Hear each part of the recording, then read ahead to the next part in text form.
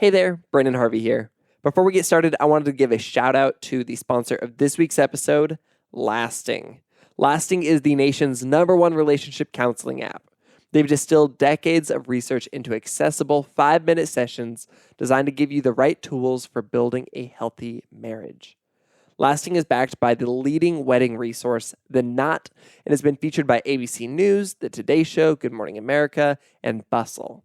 Download Lasting in the App Store or Google Play Store today and give it a spin. It's free to download and get started with their Marriage Health Intro Series.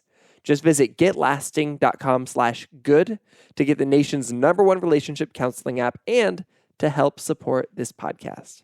One more time, that's getlasting.com/good to download Lasting for free. Lasting, marriage counseling made simple. All right, now here comes the show.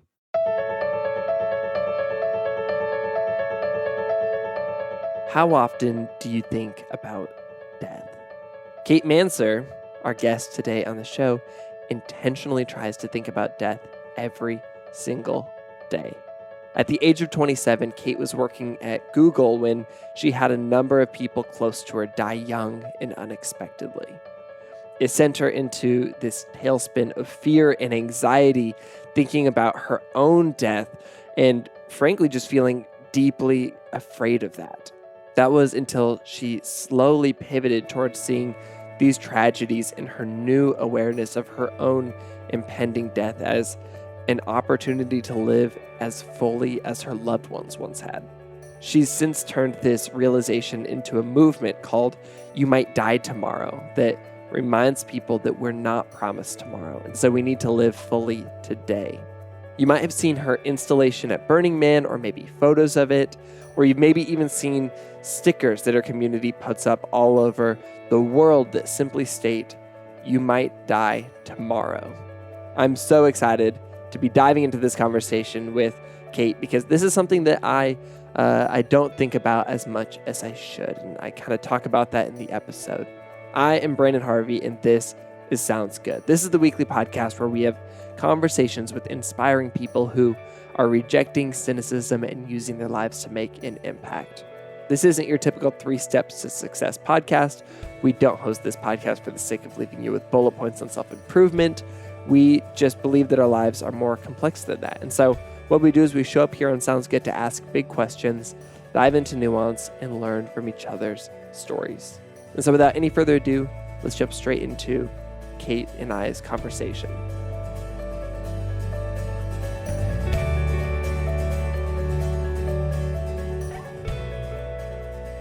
I was talking to a friend this weekend, and she was like, "Oh, hey, like, do you have any episodes that you're recording coming up soon?" And I was like, "Yeah, I'm recording with Kate Manser. She started this movement called You Might Die Someday." And I like slipped up and said, "You might die someday," as if like, as if some people are going to die, some people aren't. But the reality is what you do, this thing that you've created, You Might Die Tomorrow, is the antithesis of this word slip up I had, in that we're all going to die someday, and it could be tomorrow, but it's not up in the air. Yeah. But I just thought that was funny because I think that if I err one direction or the other, I'm probably somebody who doesn't think about death enough. Oh. And there's people on the other end, and it sounds like you kind of fall into this camp where you think too much about death and you let it kind of control you in that way as well. But I'm somebody who I probably don't think about it nearly enough. Oh, I've been in all 3 camps: the don't think about it, the overthink it, and now the hey, that's a badass thing that I'm going to integrate into my life camp. So I've been in all 3, and yeah, kind of a Freudian slip, like, oh, you might die someday. Like, I don't really actually want to think about that. I'm dreading this podcast interview. It's so funny. I feel like we should just maybe dive into kind of the story, because what I love is that the thing that you've created has such a blunt title that like you can't really talk around it. Like in fact, I would imagine, tell me if this is true, that like having such a blunt title, You Might Die Tomorrow, is off-putting for people. And I would imagine it's like a difficult thing to like tell people that you do that sometimes. Yeah, it's been a whole evolution of, well, first my like acceptance of it and my ability to just talk about it without fear. There was definitely a time when I first started where it impacted my life so positively that I wanted to shout it from the rooftops. But when push came to shove, I was like, oh, that is pretty provocative. It's pretty blunt. I don't want to put anyone out. And it's been this whole evolution of now I'm like, no, I'm back shouting it on the rooftops. Because what I've seen is that even the people who reject it at face value, most of them I've seen come back to me and they're like, actually, I thought about that, or I had this experience in my life, and I realized that I can't reject that. I can't pretend like it doesn't exist. And I had this experience when I first started where, especially people who are actually facing death. So like people with terminal illness or people who work in the medical industry who are faced with death every day, or people who like the elderly. I was like, oh no, I definitely can't talk about you might die tomorrow to them. But what happened over time was that I found out that they are like the OG fans of You Might Die Tomorrow. They're the ones that embrace it the most because, unlike the rest of us, they have to look death right in the face and they're like, hell yeah, I might die tomorrow. I can't deny that. And so I want to live today. And so now I'm like, okay, well, if I can talk about it and have someone with terminal illness like really like embrace that, there's no one I shouldn't be mentioning this to. Would it be correct to say that for most of your life you did not think about death? Like this is more like a more recent focus of yours than a lifelong passion or pursuit. Absolutely. Yeah. Just in the past 3 years, I had, well, actually, in 4 years. So, like, the first part of my life was just like not really thinking about death. And then I went through having some young people very close to me die tragically. And that sent me into this tailspin of death anxiety. And that was like a year of just like, constantly living in fear of like, oh my god, I could die in this intersection, I could die in this plane, and just like having being overcome with it and letting it really cloud the beauty of life. And then I had one more tragic death occur in my life, and for some reason with that one, it just radically changed my perspective. And I'd be happy to tell the story of Yeah, let's bring it back because you were, I believe, 27 working at Google when you experienced your first kind of tragedy of somebody close to you dying. Yeah, my boss at Google, he died unexpectedly. He like went away for vacation and was super stoked about his vacation. And then we found out on Saturday when he was gone that he had died in a cliff diving accident because he was kayaking. And that was the first death. It was like receiving that call that nobody ever wants to receive, that unexpected call where you learn that someone that you see every day and someone that you care about is not going to be coming into work again, and is dead. And that was the first one. And then it was just like in rapid succession there was two more. My husband at the time, his cousin at 37 died of cancer. And then my college friend Mallory at 27, she died. Actually, she was crossing the road and a drunk driver came and hit her. So 27 years old, 36 years old, and 27 years old, all in the span of about 1 year. And man, it affected me very, very intensely. Like I said, I was just so terrified of death. I was so afraid of getting that call that my mom had died, or getting the call that anyone in my life had died, or having, myself get hit in an intersection, like I was saying. And it got to the point where I couldn't even sleep. Like I would just lay down to go to sleep and my mind would just go like that hamster wheel of, oh, this could happen or this could happen. And man, I just don't want to die. What if it happens? And it was just like not a positive place to be at all. And so I went from like not thinking about death at all to thinking about it constantly in a really unhealthy, like anxious way. And then a few months later, after I had been going through this like year of like tragic death happening and dealing with death anxiety, I learned that my other friend and coworker, Dan Friedenberg, he was climbing Mount Everest, and I was watching his journey on Instagram as he was climbing up. I mean, he wasn't like getting to base camp; he was actually going to be summiting Everest, wielding Wow. an ice pick. And the day that the Nepal earthquake hit, I was like, oh no. And so I sat down and I looked up his Instagram, and the news was there. His sister said that he was killed in an avalanche caused by the earthquake that day. And at first I was so angry because you know, climbing Mount Everest is elective, right? Like you don't have to do it. You're not just like doing an average thing like driving to work or whatever. Climbing Everest is something that you choose to do. And I was like, man, you chose to do this thing and you knew that you could die and you did. And now you've robbed the world with this vibrant, amazing, adventurous person who I really looked up to. And my first reaction was that anger. But then after I thought about it a little bit more, I realized that climbing Mount Everest is not something that you just like do on an average Saturday. Like it takes mindful thought. It takes a ton of physical training. It costs a lot of money. And this is something that I realized that he decided that he had to do. This was part of his like soul's journey. And I realized that it was like a die situation. He either dies on the ground because he's not living an authentic life, or he would die climbing, living the life that he always dreamed of. And that was when I realized that like living an alive life takes agency, whereas so many of us live life on autopilot. And I'm spending so much energy, like wondering if I'm going to die in that intersection when like I could die climbing the stairs. Like I have absolutely no control over it. And so all of that anxiety at that point was evaporated and replaced with like intense zeal to live. I love this idea of this being like a die situation. Or, I mean, the reality is I probably don't love that idea, but it's an interesting paradox that, we either are going to die in the way that we live our lives and not live our lives fully, or we could actually literally die, but it's better to take that. I mean, it sounds like you're saying it's better to take that risk because otherwise you're not really living anyway. Yeah, what I realized is that what is so important and what offers such clarity in life is this idea of mortality awareness. And if you can plot your life back from this idea of a good death, right? So if you imagine like, oh, what do I want? How do I want to die? Like how do I want to feel when I die? Like for me, there's a few things that I want. Number one, like I want to be content about how I lived my life.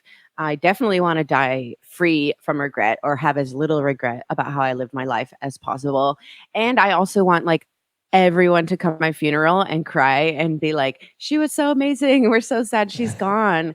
And so if I think about like that end point of how I want things to be when I die, I have full control over how whether or not that comes true. So if I want to die life free of regret and content with my life choices, I need to live life in alignment with my soul now. And if I want the place where I have my funeral to be like chock full and everyone be really mourning my death, I need to live a life that helps people and is kind to others and is a beacon of light to other people. And so in that die situation, like I don't want to live my life on autopilot and then, pass away at some point in the future. I would rather live life vibrantly and with calculated risk, so that I can create that scene of death that I want when my time does come, whenever that is. So, if you're thinking about your deathbed and you're kind of processing through how you want to look back on your life, do you feel that there's largely kind of a universally accepted answer for what people imagine that to be when they're looking back on their lives? Or is it really different for everybody? I guess I'm curious because you probably talk to a lot of people about this. I think that there's like two aspects to the deathbed. I do a deathbed meditation where I help people through a guided meditation, like visualize themselves on their deathbed and then look back over their life. And there's two aspects. One is like the physical place of like if you're imagining your deathbed, where might that be? And for that is different for everyone. I've had people say that their deathbed is like in their grandmother's house, cozy in bed. Other people is like enshrouded in white on the beach. I even had one person say that their visualization of their deathbed was like actually a place that they had gone to in a psychedelic plant medicine trip that they thought they'd never have the opportunity to visit again. So it's wherever that place of comfort is to you. And then there's the mental space of your deathbed. Like that's what I was saying as far as like, oh, I want to be content with my life choices. I want to die free of regret. and I want people to love me and miss me when I'm gone. I think that's pretty common. I think a lot of people have heard the top 5 regrets of the dying, written by the hospice worker that went viral many years ago. And those are what she heard over 20 years of work as a hospice worker. And she was able to pull like those 5 themes to the top, as those are the core themes that everyone feels when they're facing death. I actually just pulled these up online really quick. And so I just want to go through these. These are the top 5 regrets of the dying by Brony Ware. And number 1 is, I wish I'd had the courage to live a life true to myself, not the life others expected of me. Number 2 is, I wish I hadn't worked so hard. Number 3, I wish I'd had the courage to express my feelings. Number 4, I wish I had stayed in touch with my friends. And number 5, I wish that I had let myself be happier. Yeah. So simple, right? Yeah, every single one of them, I go, oh, I feel that. Like, I know that to be true now, and I have no doubt that I will know that to be true, as I'm dying one day. Yeah, and I think it has to be said that the fear of death is universal, and I don't actually believe that that I've I've superseded the fear of death and I'm not afraid of it anymore. Like, I have a project called You Might Die Tomorrow, and I'm absolutely still afraid of death. I actually don't believe that it's humanly possible to completely supersede that fear. But what I've learned is that that fear can actually be challenged into an inspiration to act. And so I am actually afraid that when I die, I will have some or all of those 5 regrets. But instead of doing what I used to do, which was like go down that path of anxiety of worrying about controlling the future, I use that fear of death and that fear of having a deathbed regret as the inspiration to make my life an expression of the antithesis of that today. So for me, the fear of death is an inspiration to live alive today, as opposed to what it used to be, which was definitely a source of anxiety. If we take it back to this moment where your friend dies on Everest, and you have a shift in the way that you think about this death compared to these other tragedies you'd experienced, how did your life change in that moment and in the weeks or months or years since? How instantaneous was it that you kind of started to process this in a different way than these other tragedies? Well, the first thing that happened when I realized the power of remembering that you might die tomorrow and mortality awareness was like, I just like became on fire with this idea. It was the first time I had ever realized that death could be a positive influence in my life as opposed to a very negative one. And so the first thing I did, I was like, oh my gosh, I must be the first person to ever think of this. Why isn't everyone talking about this incredible life hack? And then I started Googling, and like literally every philosopher, every musician, like your elderly neighbor down the street, everybody has thought about this. It's just not as many people are talking about it, and it hasn't pervaded like our greater social consciousness yet. And so my first thought was like, I want this to be part of the social consciousness. I want other people to be on fire with life like I am right now, because I'm just a regular person. And then the second thing that happened was I felt an urgency to live. And just after I had this realization and after Dan died, I actually got the opportunity. My best friend, she lives on a boat down in French Polynesia for the past couple of years. And she had been begging me. She's like, come visit. Like, it's totally free once you get here. Just like come enjoy, live on the boat for a couple of weeks. And I gave myself a million excuses at the time. I was like, oh, I don't have enough money. I don't want to be a bother.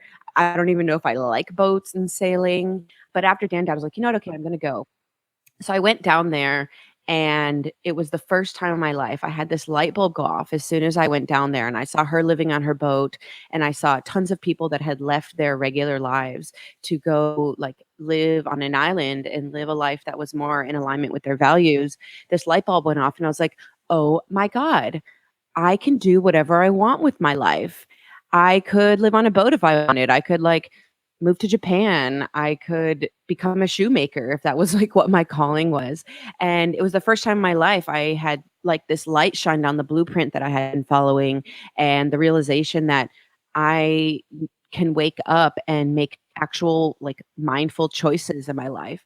So those two realizations together, that life is so fragile and I could die tomorrow, and that death offers a perspective on life like nothing else. And then that second realization that, oh, I can do whatever I want with my life. Those two together caused me to, at the time, leave the job at Google that I loved, but I knew that there was something else, some other experience more out there for me, to start the You Might Die Tomorrow project, to start writing my book, and to begin spreading the message all around the world.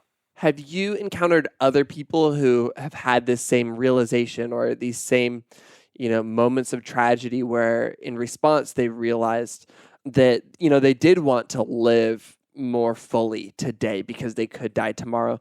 What have been their kind of responses? How have they taken leaps into this? And have they also taken on this almost ambassador role of this idea? Or do you feel like that part is unique to you? It's definitely not unique to me. There are a lot of people, especially in the past like 5 years, it is growing in terms of people who like the death doula movement, for example, people that are becoming death doulas, and other people who are just on this level of understanding about the power of mortality. But in terms of like groups who have realized that power of mortality, I think it kind of falls into two groups.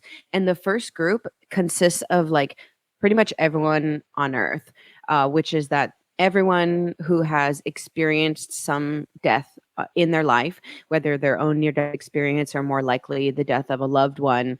I feel like most people, after a death happens, we go through this period of like embracing life. And what I've been able to like take over a long period, I think most people experience that after, where they're like, oh my gosh, hug your loved ones, life is so fragile. But for some reason, for a lot of people, that fades. And so that's the first group, is someone who's experienced that like realization of the fragility of life for a short period. And then the second group is people like me who have realized that and been really deeply inspired by that, and have made the choice to incorporate that into everyday life. And it's not easy, right? Like, I just read a blog post the other day about, having a spiritual awakening and what happens after. And it's like a lot of work. So just because you have a spiritual awakening or some kind type of realization in your life, you still have to do the work to like force yourself to be happy sometimes when things get hard. I mean, this is a podcast about, and your whole project is beautiful. It's about optimism, but sometimes optimism isn't something that comes naturally. It takes work. And so, of those people who have had the realization with near death experience, and then people who have let that fade, yeah, I'm definitely not unique. And I believe that everyone has the power to experience the vibrancy and perspective offered by death. So, what do you do kind of on a day to day, week to week basis to help you stay in touch with this idea, to keep you living like you could die tomorrow? Yeah, one of the things that I do is like I am definitely a person who gets trapped in decision paralysis a lot. It's like, for you have this one decision and you spend 40 times longer than you should just like going through every avenue and trying to figure out what's the best one. But what I found is that I do this thing I call the deathbed gut check, to help me make my decisions in life. So because in death, all of the junk falls away, all the stuff that doesn't matter, all the stuff that we tell ourselves matters but really doesn't, it really all falls away, and what we're left with is like the meat of what's important and what's true. And so I have developed this like little strategy that I use to help me use that in my present life. So if I'm That's probably faced, helpful for a lot of situations. my gosh, so much. Like literally, what kind of yogurt do you want to buy? You can be like, okay, how would I feel about this now? But what I do is like, if I have a decision to make, I will think about that decision, and then I'll close my eyes and imagine myself on my deathbed looking back on the present moment. And I imagine how I would feel on my deathbed if I went with option A. And then I observe how I feel in my gut. Like, do I feel light and good, or do I feel kind of a pit in there? And then I observed the same thing for option B. And actually remarkable the clarity that we get when we frame decisions and how we will feel about them in our death, and how there's like a visceral reaction that we have to that. So that whole thing takes like 5 seconds, and I observe how I feel from my deathbed, and it's helped me make so many decisions and get myself out of that decision paralysis that I'm so prone to. That it's something I incorporate into pretty close to my daily life. Something I was kind of processing as you were speaking is I feel like if somebody were to take this the wrong way, or if they were to not process it as fully and deeply, when they're making decisions, they could often choose to make the selfish decision, something that serves themselves and not others. And maybe not so much with like close loved ones, but maybe with strangers and others, because when you're on your deathbed, you're probably not imagining the random stranger at the grocery store or, on the customer service line or whatever. How do you combat that and allow this processing and this kind of awareness of death to empower you or support you in making the world a better place, or in, spreading love instead of just focusing on what's going to benefit you and your core people the most, if that makes sense. Yeah, absolutely. And that makes me think about things. The first one is that I believe that in death, the truth comes out. That again, all of that ancillary stuff in our lives comes out, and our true humanity comes out. And so, if you're making a decision in light of your deathbed and you are at your core a selfish person, then that's what's true, and what will manifest in your decision. But if you are a person who is um, someone who cares for others and wants to help others deeply in your humanity, and you're filled with love, then that will also come out in your decision. And I believe that most people, the very, very, very most people, are that have that core of love. And so I think that's really where it comes out. I don't know that we have a ton of control over it.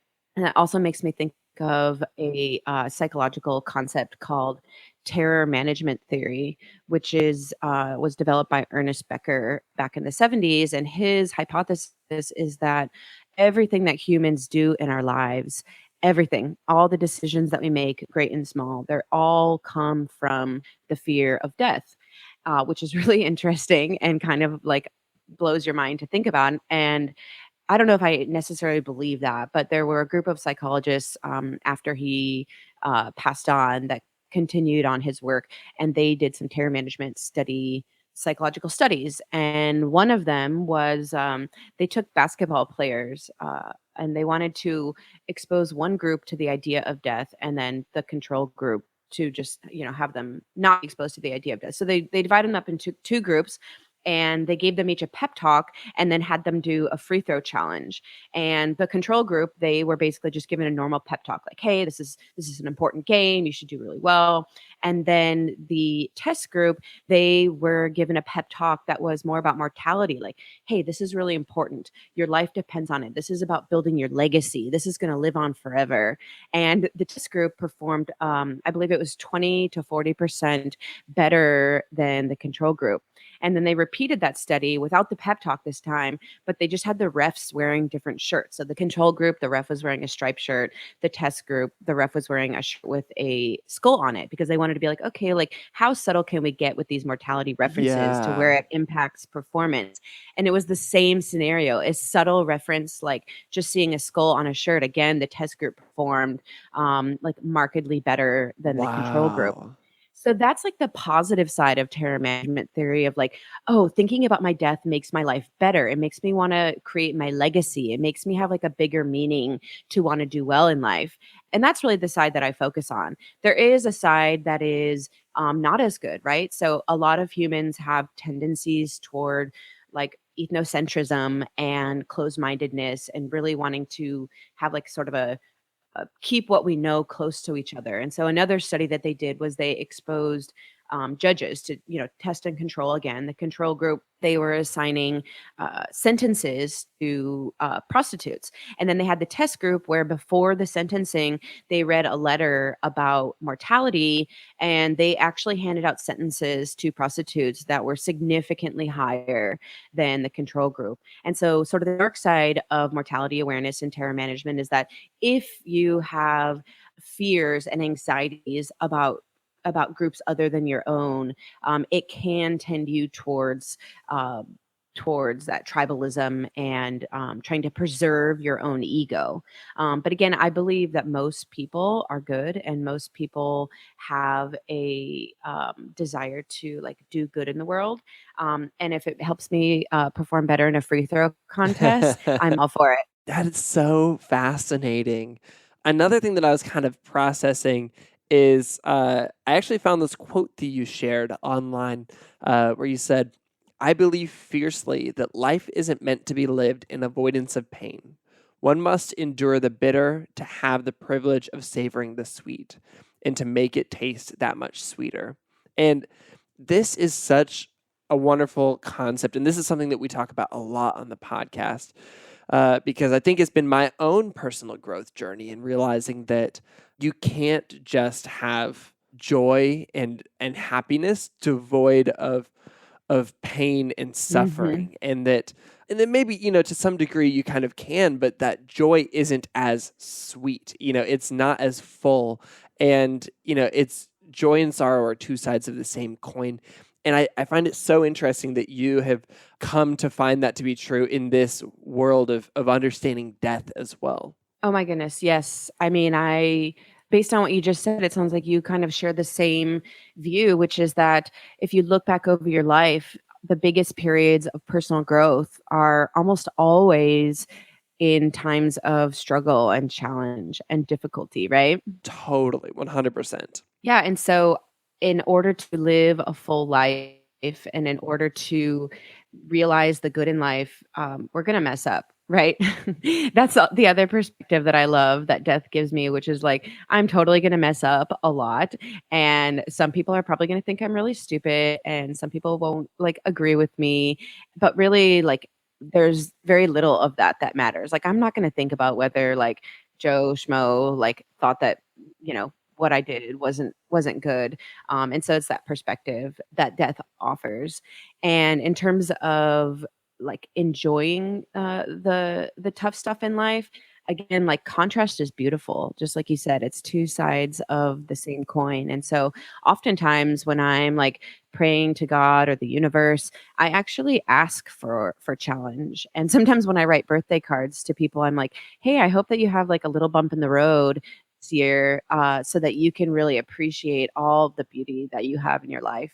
And I'm like, I crave perspective so much, because otherwise I feel like we're in autopilot. And so death offers perspective, challenge offers perspective, and I'll take it wherever I get it. I always say that perspective is a hell of a drug, and it's my favorite one. That is beautiful. And I love that idea so much of kind of intentionally leaning into some adversity for the sake of not just for the sake of that adversity, but for the sake of the growth that we get to see beyond it. And I would even dare to say one level further, that when we experience hardships or difficulties, when we come out on the other side, that gives us a greater opportunity to help support others who are going through those moments. And it can become this cycle of helping people navigate these things in a healthy way and then take, another step towards wholeness and health. And then they get to do that for other people. And it continues the cycle. Yeah, it's sort of like the parallel of the lesson that death gives you. So it's like what I learned was that I was so worried about, when I was going to die, how, like what was going to happen. And I let that anxiety take over my life. And then I had the epiphany that like, oh, I have no control over this. I have no control over it. But what I do have control over is living life vibrantly and fully until that time comes. And it's the same thing with challenge. Like we can spend all of our time worrying when the challenge will come, what it will be, whether we'll make it through. But I would rather spend my energy enjoying life and accepting that just like death, challenge will come. It's going to happen. This is what life is. But having a sense of confidence of like, hey, I'll like walk that bridge when I get to it. And until then, I'm going to have a blast and enjoy my life. That's the road that I'd rather take. I'm loving this conversation. I'm loving this idea. I'm also mildly hating this idea, but I think that that's important that I'm a little bit hating it. Exposure therapy. Honestly. Kind of as we wrap up, I just want to ask, going into this week, what can I do to be more intentional about processing, this idea that I could die any day? How can I process this? How can I lean into this, and how can I use this to make a better difference in the world? Not just for me, but for, all the listeners listening to the show. Yeah. So I think in terms of processing it and accepting it, it's just like thinking logically about it. It's like, okay, death is going to happen, like that I can't get away from. And actually, I don't have control over when or how. And so by taking that like objective stance on it and just like processing the facts, I think that's kind of the first step. It's like, okay, hey, this is going to happen. I don't have control over it. How do I choose to react? And make a mindful choice of how you choose to react. Like, do you want to react with anxiety? Do you want to react with intentionality? Just make the decision that's right for you. And then I think the best thing that you can do to integrate it into your life is just to appreciate life. Like for me, remembering that I might die tomorrow makes today so valuable and so sweet. And the best way to spread the message is to create your ripple effect by doing what you're already doing. Branden, you're already putting good out in the world and just an expression of joy. And you will have no idea how far and wide your impact will go.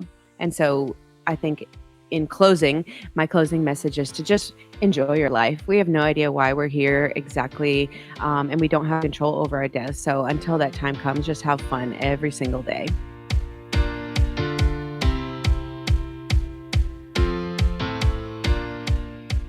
I loved this opportunity to dive into, discussing something that I very seldom even think about. And I'm glad that we got to have this opportunity.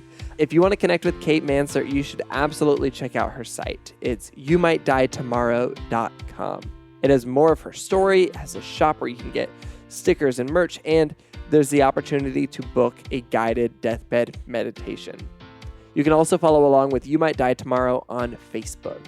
If you're new to Sounds Good, we would love for you to stick around. You'd also love my conversations with Ashley Lemieux and Kelly Haddock, both of which revolve around holding joy and sorrow in the same hand. You can find both of these episodes and more than 100 other episodes by searching for Sounds Good wherever you listen to podcasts. Make sure that you hit subscribe to keep on getting more inspiring conversations with incredible people delivered to your phone while you sleep. This podcast is created by me, Branden Harvey, as a part of Good, Good, Good, a community that believes in the power of celebrating good news and becoming good news. Chad Michael Snavely and the team at CM Studio edit and mix the show. You can get lots more hopeful stories on social media by following us everywhere at GoodGoodGoodCO. And we also create a beautiful quarterly newspaper that celebrates the people, ideas, and movements that are changing the world for the better. You can order it today, you can subscribe, you can get some for friends, you can do whatever you want, and you can check that out and see what else we do at goodgoodgood.co. And on that note, that is a wrap for this week's episode. Go out and remember that you might die tomorrow. Go out and live your life fully.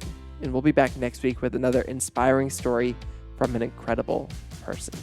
Sound good?